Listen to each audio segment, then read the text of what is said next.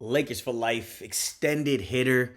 Free agency is on Monday starting at 3 p.m. Pacific time. A lot of news on the Lakers front today. We're going to unpack that, get into it, and give you a preview of what a free agency could look like for the Lakers, right? So, to kind of start off this pod, LeBron James opts in to his $53 million player option, which I don't think was crazy news. We expected that scenario to happen. I know people were like, "Yo, he needs to take a pay cut, this and that." That's not going to happen at this juncture. I mean, he's ideal from a scenario standpoint, but he took a pay cut last year. Rob did nothing with it.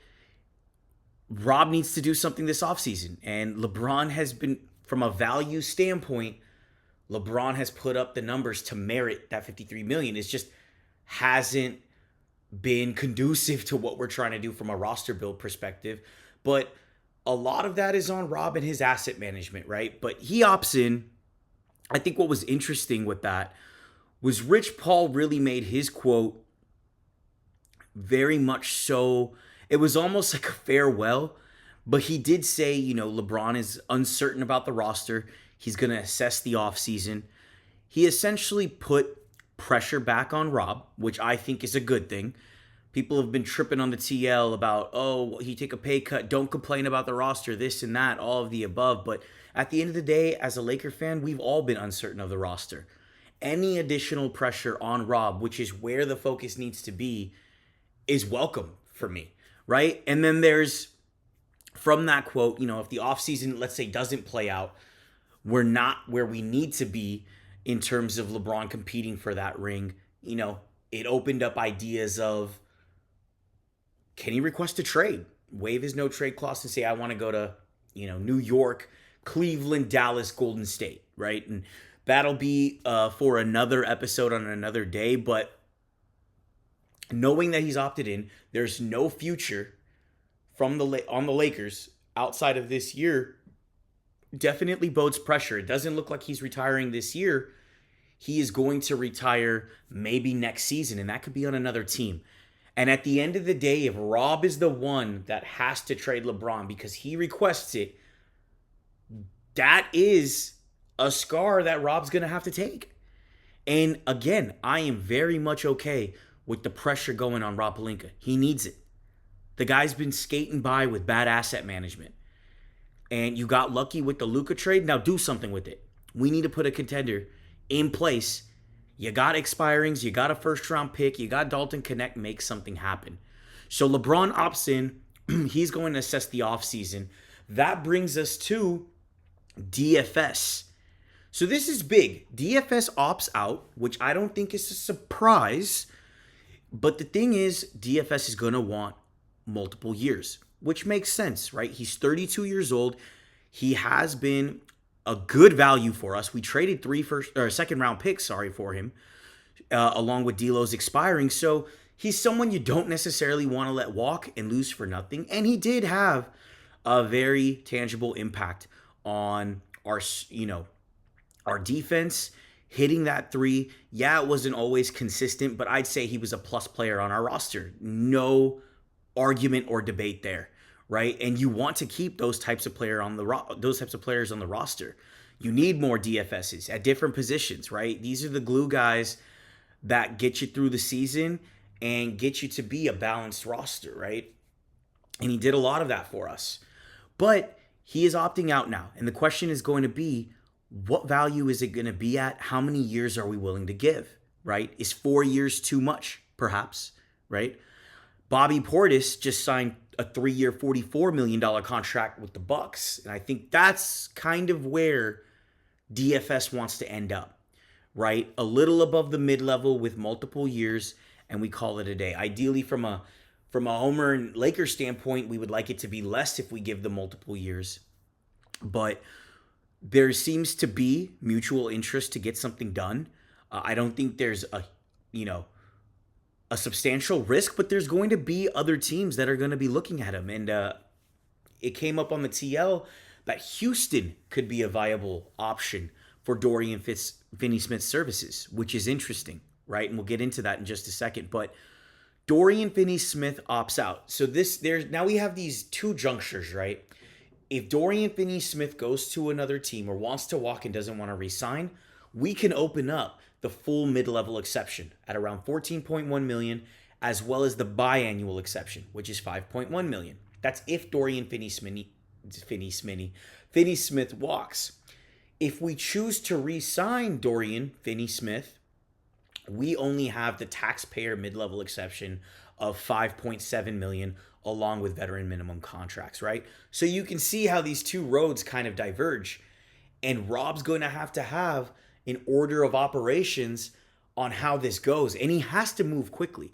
There's not a ton of free agents on the market, so the ones you do want to target, and we'll get into who's available from the news today, you got to move quickly. But in order for Rob to move quickly, we need to understand what we have to work with in terms of a tool set, right? So Dorian Finney-Smith opting out is interesting. And again, we'll get into some MLE options and what that could look like. But I do think, and I want to firmly say that I do think DFS has value on this roster. And he did show it last year. You can't play him 25 plus minutes, 30 plus minutes like we did in the playoffs, but he has a role. And yes, he's not going to defend on the perimeter like he used to back in the day, but he's someone that has a rapport with Luka. They're homies, they're best friends, and he helps guard up. He can hit the three, and he can play defense. And he's just a savvy vet that you want on the roster. You don't want to lose these types of players, especially when you gave up assets to acquire them, right? So getting into what is an ideal offseason, or at least the beginnings of an offseason for the Lakers. We know we need centers. We need a starting center and we need a backup center. And we need a perimeter wing that can defend, play two ways, score in that starting lineup, right? Those are the three biggest needs. And you want to retain as much as your roster as possible going into next season. So you can see where the challenge lies for Rob, but there's no excuse. You set this up, and we don't have any viable centers on the roster, and you're moving from a place of desperation, which Rob has done time and time again, to where the whole league knows the Lakers need X. And they are going to tax you on X because you need it to complete your roster. That's the situation we get ourselves in all the time. And he's going to have to work and operate within that framework, knowing that, right? And he's got the new ownership pressure. This is a big offseason for Rob. Big offseason for Rob. And if he doesn't land, you have the potential of losing DFS for assets, LeBron requesting a trade, a wasted Luka year for what, cap space in 2026, which is important, but you tricked off another year. That is grounds to be removed. So for all this pressure being added now, with LeBron opting in, wanting to see a better roster, DFS potentially moving on in free agency, and Rob having to fill in the two center gap and the perimeter defender on the wing, that's the pressure we need Rob to feel for him to get something done. He hasn't had a trade happen since 2022 when we traded THT for Patrick Beverley. You can't rest on your laurels this offseason. There's no waiting for the midseason, or, hey, you can't buy a house if there's no real estate for sale. No, that's not going to work. You don't do anything, you're not going to be around, right? So if we get into now the offseason, right, some center options that have been coming up in the news, in the TL, Clint Capella, Brook Lopez. There's Luke Cornett, who I don't think is going to be attainable. I think Boston's going to re-sign him. And a surprise center option that became available today, the Brooklyn Nets did not tender a qualifying offer to Day'Ron Sharpe. And again, this is someone we were trying to acquire in the DFS trade last season, but the Brooklyn Nets were looking for more assets than the 3 seconds, and we got Shake Milton instead. Now you have an opportunity to get him for what is for free, let's say, right? No assets given out. Very interesting option. Of the three, there has been some traction on Brook Lopez from Jake Fisher that the Lakers are interested in interested in him for the TPMLE, again for 5.7 million. And that's all we have if we were to re-sign DFS. I think Brook Lopez is a step back. Yes, he can stretch the floor, but his defense has taken a step down. Sure, he could somewhat rim protect, might be better than what Jackson Hayes was, but he's a washed player. He's 37 years old. We would be going backwards in what we're trying to do, even from a stopgap standpoint. Luka, you want a rim protector, right? You want a viable lob threat. You want a rim runner. You want someone that can finish in the paint, not just someone that's going to stand out in the three-point line, right? He may move maybe a Vando into a better role, but I think from where we're trying to go, Brook Lopez is not the answer, and I'm hoping we can stay far away from him, right? So if we just have the TPM LE for 5.7 million, I would want to go Clint Capella, and you could tell me, yes, he's younger, but he's just as washed. That could be fair. He's been injury prone.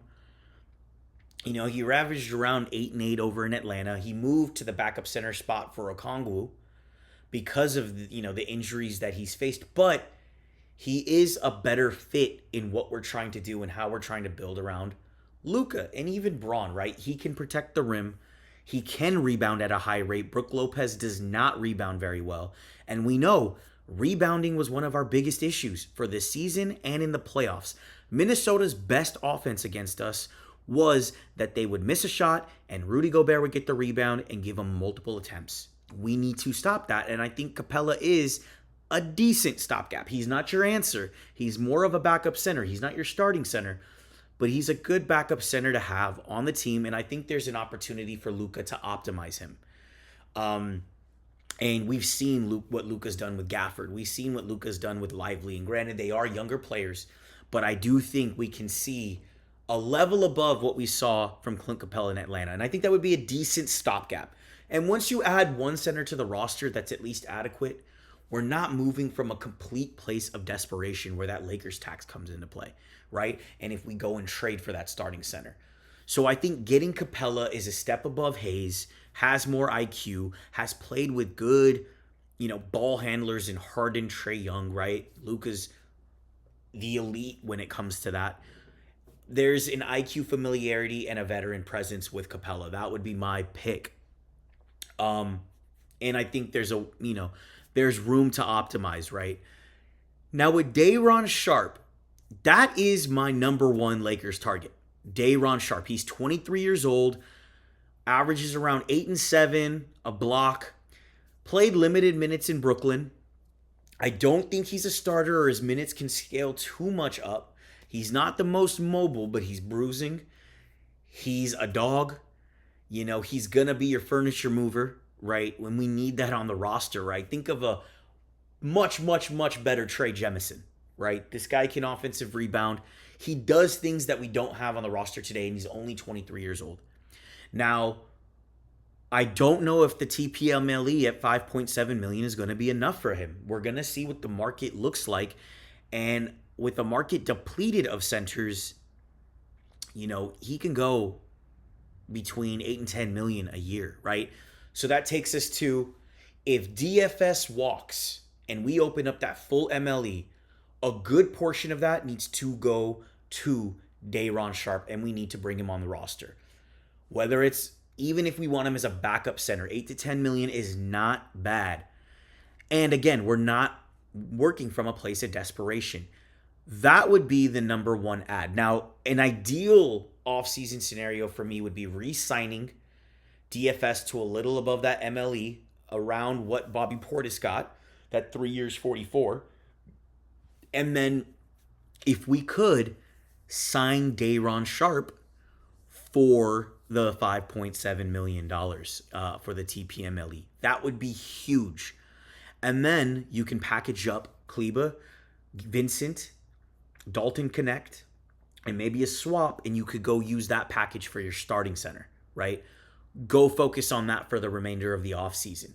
And then you keep that first round pick that we have, and maybe with the Rui down the line or whatever contracts we can aggregate to go get that perimeter wing that you want to get. That would be my ideal scenario, in that you retain DFS, you get your two centers, and you have some dry powder in that pick maybe another swap, Rui, to go out and get your two-way wing, right? But at worst case, you have Rui starting at the 3. We know there's limits to that, but at least there's familiarity. We saw what he can do. That's a decent way to enter the season with some assets at your disposal, right? That would be my ideal offseason. Now, if Dorian Finney-Smith were not to re-sign with the Lakers, there's two paths here, right? One, we get the full MLE. We split some on Day'Ron Sharpe, and then you use the remainder of the MLE, maybe around, I'd say 4 to 6 million, depending on what you sign Day'Ron Sharpe as, and you can go get your you could go get another center. My preference would be go get your perimeter player at that point. Then maybe go get a Bruce Brown to come off the bench. There's like Amir Coffey if you can pry him away to from the Clippers. Gary Payton Jr.'s out there, but also injury prone. But do what you can to get that perimeter player, maybe to replace Vincent. You still have the same pieces, Kleba, Vincent, the swap, connect, to go get your starting center, right?